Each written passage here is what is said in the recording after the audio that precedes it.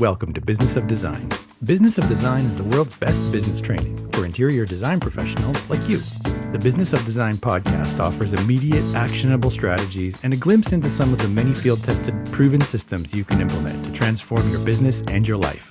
After the show, head to businessofdesign.com and get started with the BOD 15-step project management strategy and 6 foundational programs. Together, they deliver the systems, procedures, and strategies you need to run a successful, highly profitable design business. There's no theory here. The complete BOD business model is yours through Business of Design membership.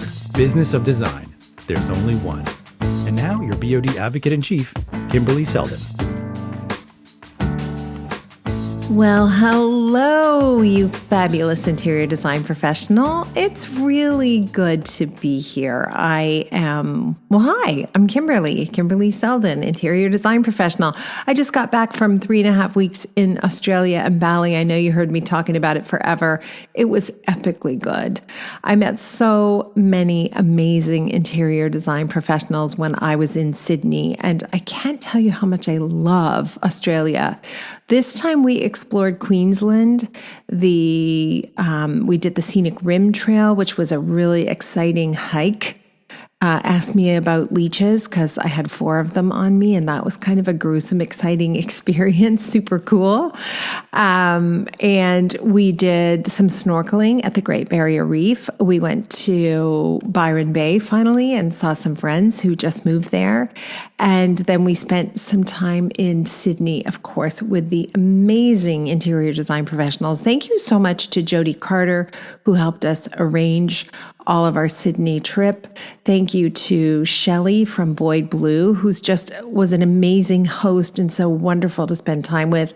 Thank you to Genevieve Wild, another BOD boss member, who hosted an event at her place about lighting and showed us different ways to light things. And I learned that I have been doing my lighting plans wrong for the last however many years, 25 plus years. So that's sobering and frightening, but I know more now, so I'm super excited about that.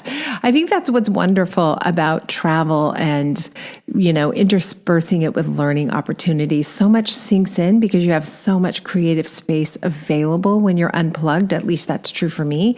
And now here I am back in front of the microphone and looking forward to this conversation with a great friend of mine, Marilyn Smith. She's funny as heck. We met each other on Cityline, which is a television show that I do in Canada, and she appears on it as well regularly and talks about food and home economic kind of stuff and always makes it hilarious. And I think that can't be easy to do. To make kale funny, you got to be really good. Marilyn and I had this backstage conversation about how improv has improved our lives so much in terms of our working relationships and communication styles, etc. So I thought it might be fun to have her on the show to talk about how improv can help improve our lives as interior design professionals when we are engaging with clients. So it's a fun episode. It's a fairly short episode. And I hope that at the end of it, you'll be convinced you might want to check out a class somewhere near you.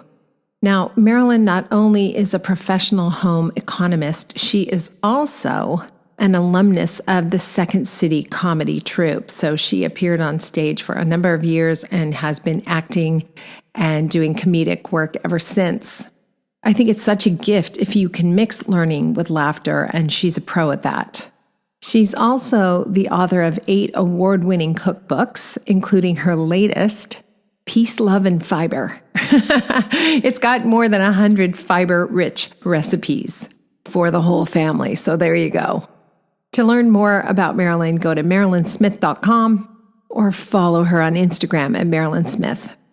Other than that, I am thrilled to be back. I have 2 huge installations coming up in the next couple of weeks. I will be flying to Toronto for those tomorrow, and then I'll be back in LA for May. After a short trip to North Carolina. So hopefully if you're at High Point, come out and hear us speak. And as soon as I wrap that, I'll be heading to Charleston. I'm very excited about everything we have planned there. Wherever you are, I hope things are going great. Let's make some time to meet face to face this year. Can we please? Oh, I've missed it. And it's so wonderful to be back in the world, I must say. Let's check in with Cheryl really quickly and then on to the episode. Thanks for being here, everyone. Thanks, Kimberly. Well, as Kimberly already mentioned, she's going to be speaking at High Point on Monday, April 24th, 11 a.m. Kimberly's going to be talking about payday. So not only about your salary and how you should be paying yourself first, but also what you should be making and how to break that barrier. So make sure you come out to High Point and check that out. You can also stick around. Business of Design partner Sierra Collins is also going to be talking about discovering the impact of effective communication. And she's going to be talking later that same day, April 24th at 3 p.m. Details for both of those are on the website.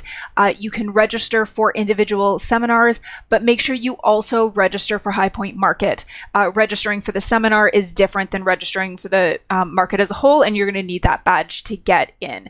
So again, join us at High Point. Details are on the website. And of course, we are still accepting applications for our BOD boss groups. If you are interested in joining us in our regular group, great.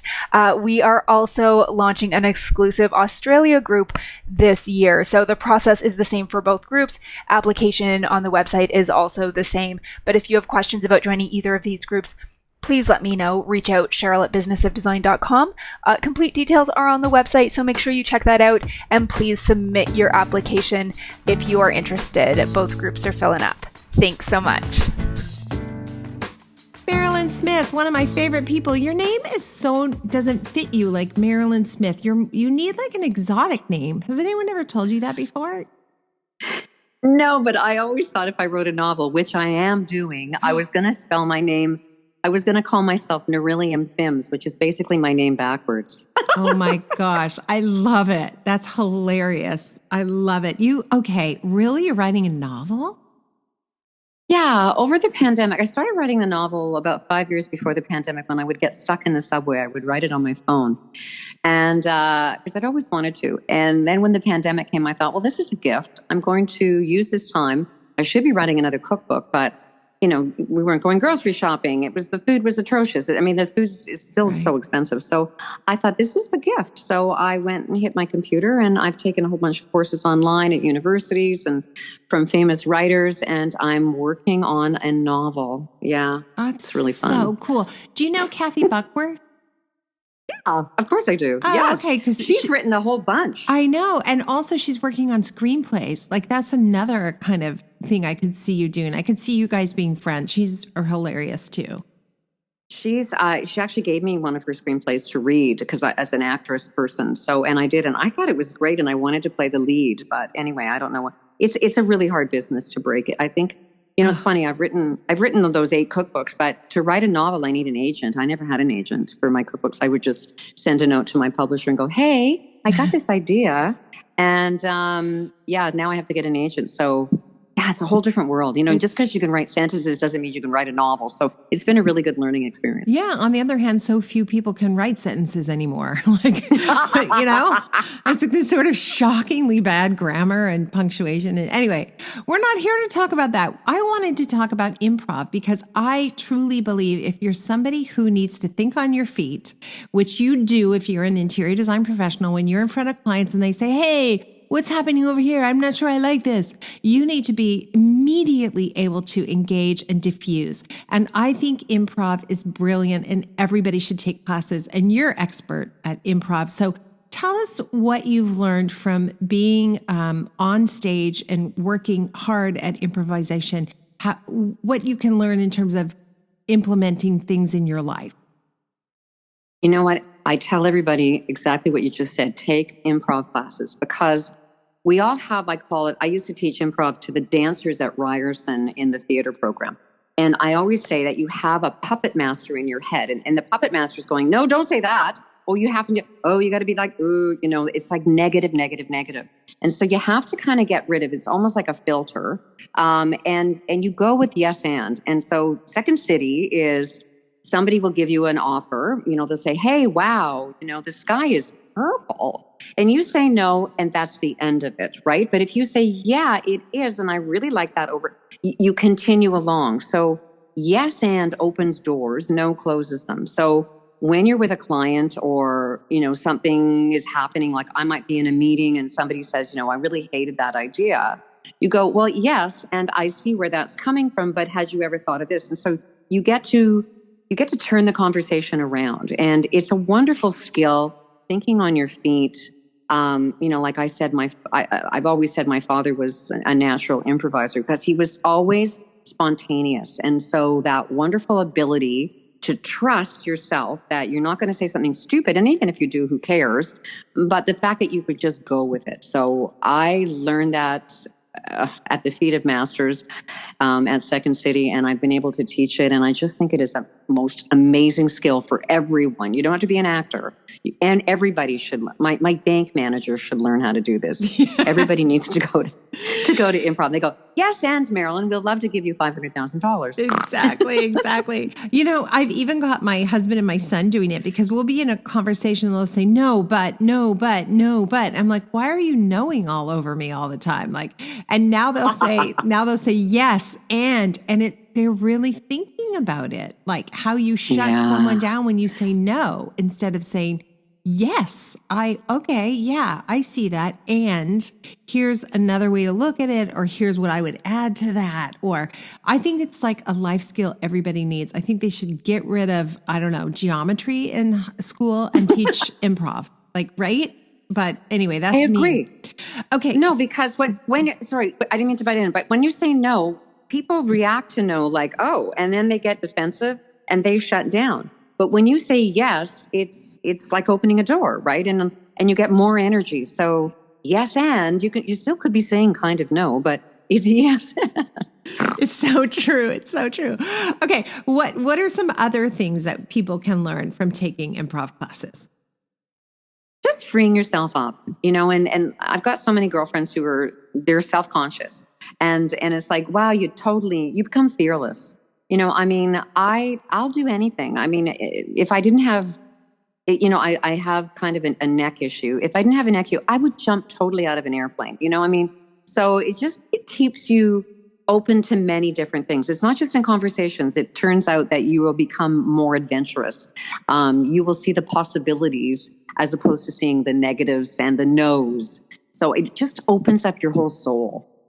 You know what? You said something about it being fearless too. And I remember being in a class and I was wearing these sandals, and somehow it came up that I don't like my feet. I have Flintstone feet. I met this woman once and she goes, oh, I have bog stompers too. And I'm like, what are bog stompers? And so she explained they're like big grape smashing feet. I was like, okay, that's really painful, but true. Anyway, so it happened to come up in this improv class that I didn't like my feet. They put the camera on my feet and close up for the entire scene. And I was so uncomfortable. And then I just forgot about it. And then I was like, okay, like there's just nothing to hide here. Like, I guess I don't have great feet. If, can you love me anyway? And I think you do kind of have to be fearless, and that probably people are like, no, I'm not doing it. But I will say too, Second City is a very kind place to do improv. And if you start at the beginner level, you'll never be put on the spot like that. No. And that, there's warrior improv too. So, there's different varieties of it, but yeah, you're right. Second City is very nurturing.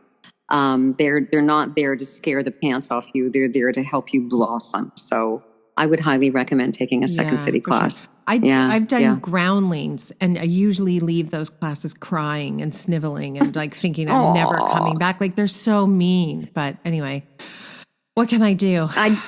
I'm so sad that was a bad experience, because it shouldn't be. I mean, it's sort of the opposite of what they all believe in. Yes, and let's annihilate you. No, that wasn't where we were going with this yes and, right? So I guess they think it's how you'll learn, but at some point it's so demoralizing that you just end up being afraid instead of, learning. And I shouldn't put down the entire Groundlings community, because I have had good classes there, but I had this one teacher who's just hateful. Anyway, that's never going to happen to you in a beginner class or at Second City, and probably not anywhere. So in addition to being fearless, in addition to learning yes and, what about this idea that you just have to open your mouth and say something? Oh yeah. So that's, for me, that's second nature. Like, I never know what I'm going to say. And that's one of the reasons I love being on Cityline or BT is that, I mean, okay, I'm there to talk about rice or, whole grains or whatever. But I don't really know what I'm going to say. And so living in the moment, so it forces you to be right there. And so many of us are like, well, what am I going to do tomorrow? And I got to go grocery shopping and, oh my God, I got to do this. But improvising teaches you to live in that moment. So it's very mindful, which is a very big buzzword right now. So that mindfulness will teach you to just be here now, as opposed to having your brain someplace else. And I love that. It's very soothing for your brain to be in the moment. So maybe that's why everybody in Second City is so happy. There you go. But it also, I like this idea that don't try to anticipate what the other person's going to say. That has translated in a big way in my life. I'll have a situation with a client and I think, oh, she's going to be mad because blah, blah, blah. That's just a made up story. And in improv, they just really train you. Don't get into what you think the person is going to say because it's never what they say. And you'll really be thrown off because you're trying to prepare for something that hasn't happened.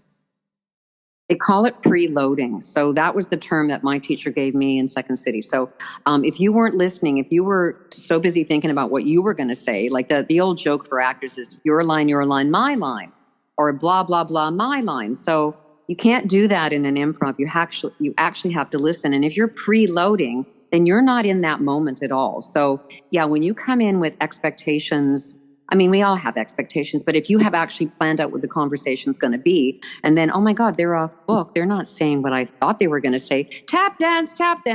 But if you went in with an open mind and, okay, I don't know how you're going to react to this, then you're living in that moment. And if you're good at what you do, and I know you are brilliant at what you do, then you can come up with a solution. But going in preloaded, and it always goes badly. I mean, even with my husband, if we're going to have a conversation about something and I've already figured out what he's going to say and then he doesn't because he's a quagmire, I don't, it's all of a sudden you're down the toilet. So open mind, no preloading, live in the moment. Amen. I mean, the battery just ran out, but it's fine because we have a backup. We always have two sources to record the interview. So if the sounds a little different, it's because we switched to our backup. And what's not different is you are so hilarious and you are so smart and so wonderful. And it's great to see you. We end every episode with design intervention, a great piece of advice for someone running their own business. You know what? Always, and this is so dumb, but it sounds like my dad being Pollyanna, is that this too shall pass. And so instead of getting, entrenched in something that goes wrong and then making that be your identifier that I am a loser or, nothing's ever going to go right, just go, okay, that didn't go well. It's over. Yesterday's gone. You can't do anything about it. You can learn from it. That's about it. So learn from your mistakes and then be brave enough, be fearless enough to take another giant step forward. Those are words to live by for sure. And I remember something that was kind of similar when I first got into television, when I got my first show. Somebody wise who'd been doing it a long time said, I'm going to give you some advice.